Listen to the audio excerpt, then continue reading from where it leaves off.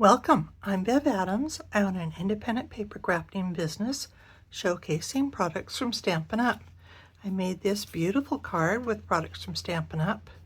I sell these products and also a few items to make crafting more convenient.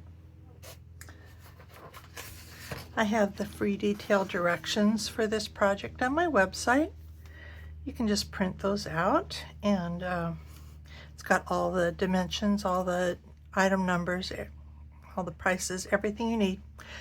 This comes from a bundle in the new January to April mini catalog from the Floral Delight Suite, and it's really lovely.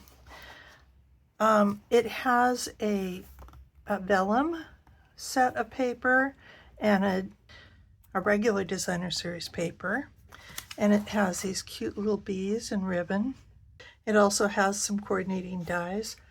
For this card, I'm really doing just a simple version, and so I am using the ribbon and the designer series paper, but I'm not using the dies or the vellum or the bees.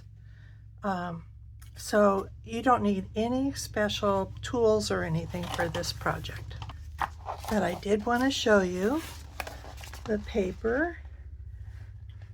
And so it's got all these bright yellows and greens, very springy. I am using Delightful Wishes. I am just using the stamp set, but I do recommend that you get the dies at the same time to save yourself 10%. But you don't need it for this project. My ink colors are Pecan Pie, Peach Pie, Old Olive, and Daffodil Delight.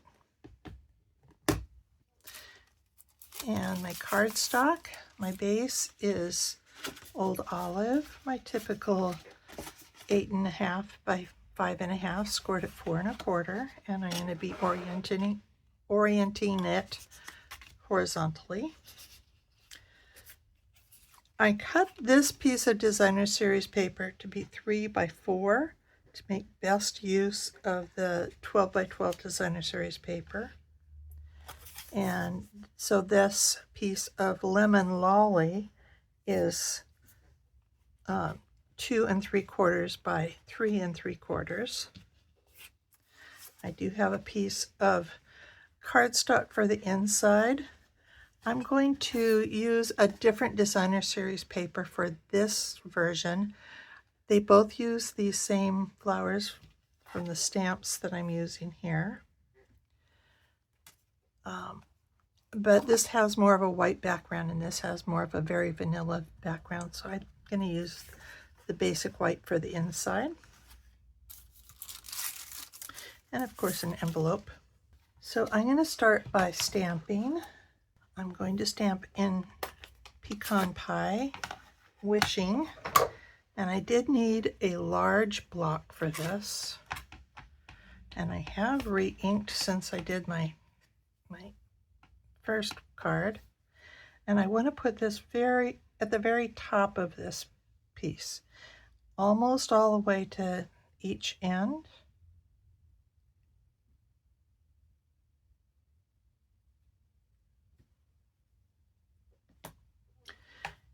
And we could say wishing you were here, wishing you all the best, wishing lots of love, wishing you well, but I'm going to use wishing you a happy birthday.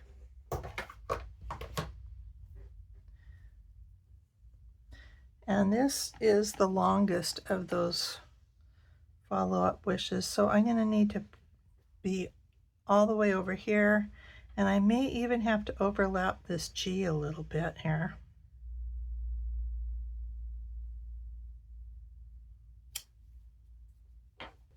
And then I'm going to stamp with the Peach Pie.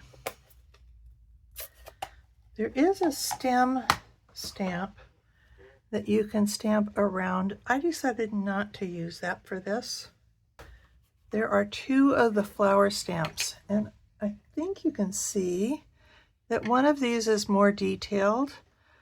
So especially if you touch it, you'll feel lines and skinny parts, and this is almost a solid.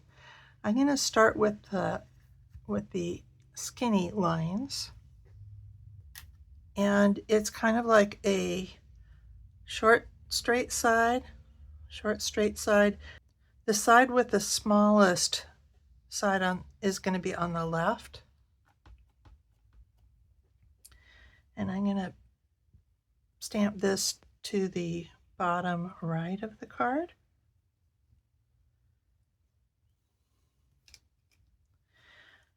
Honestly, I usually start with the solid image, but I found that the detailed image was a little bit easier to coordinate. So I'm going to stamp with Daffodil Delight over that. And you can see that single flower off here.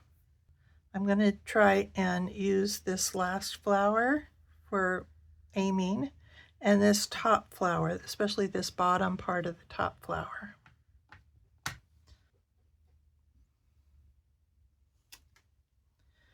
So pretty. And then there's some leaves that go with this. And there's one big leaf, and I put that up from that center.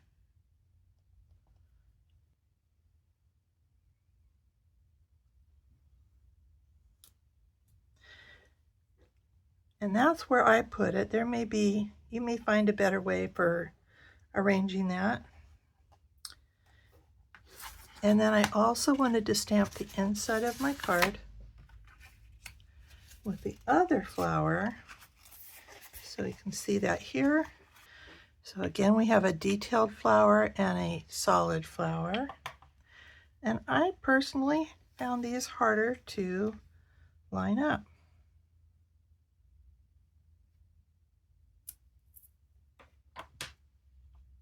So the Peach Pie, the Daffodil Delight,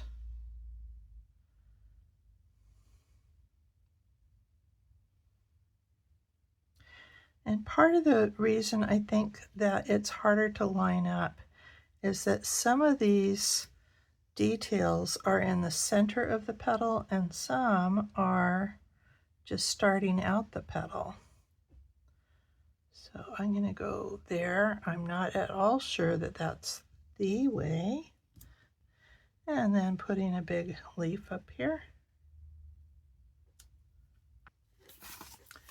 And I did not stamp on my envelope this time. You certainly could. Or you could put a bit of the Designer Series paper on it. I'm going to use a bow maker for this one. And so I want this bow way to the side and a tiny, tiny little bow. So I'm going to make sure that, so I need about 1/2 inch to go over the side, and this is going to be the center. And so I need to twist the cut end on the top, go down and through the goalpost underneath the ribbon, over the top, and I have a hard time getting my fingers through the goalpost on this one. But as I said, I do need that maybe 1 1/4 inch to be my tail of my ribbon. So that's enough to get around to the back of the card. And then I just really need to stretch this out. I put 12 inches on my directions.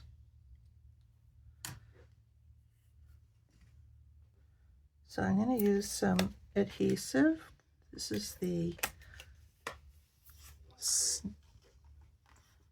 Stamp and Seal. I like to use the Plus myself, but you could use the regular.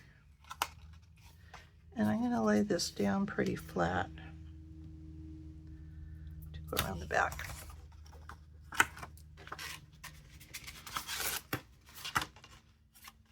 This can go on the card front. And I'm already using the Stampin' Seal, so I guess I might as well go ahead. A lot of times I use the liquid glue for layers that I need to, I might want to wiggle around to get them centered perfectly. These card fronts are pretty easy to center.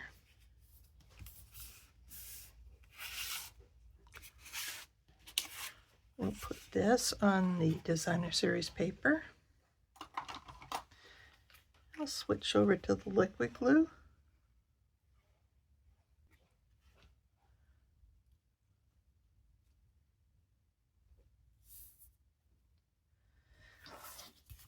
And then I will put dimensionals on the back. And who do I have coming to join me?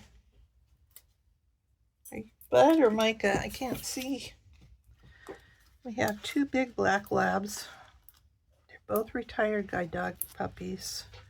One was a breeder for Guide Dogs of America, and the other was a working dog. As for a gentleman who is a very wonderful person, Adam, and who has limited vision. And he found that he was needing a human guide for all the travel he was doing. So Micah is retired now. And here's the card. Here's the inside. Can't tell who's who from the tippy toes, but you can probably hear them tiptoeing in.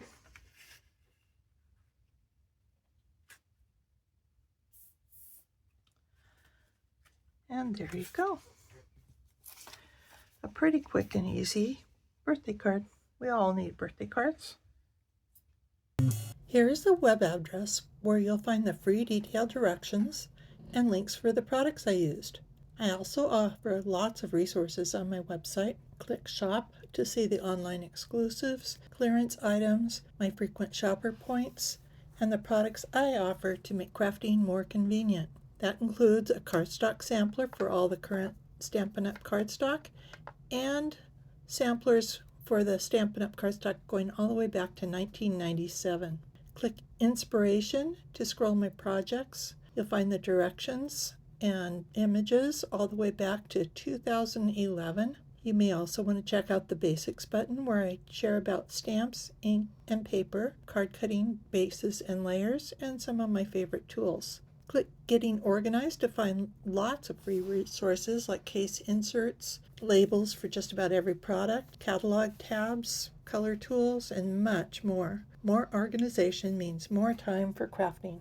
Click Evernote Current Products to learn how you can share my Evernote notebooks. The Current Products Notebook allows you to search every item by name, number, type of product like stamps, Designer Series paper, tools, themes like birthday, friend, baby, masculine, and even individual words. I also share a notebook with retired products going back to about 2015, and there's lots more that are older than that. Click Stamp Together if you're in Ventura County and come stamp at my house. You can also join my team if you're anywhere in the United States. And please subscribe to my YouTube channel and also to my website so you don't miss a thing. Thank you so very much for watching. Bye.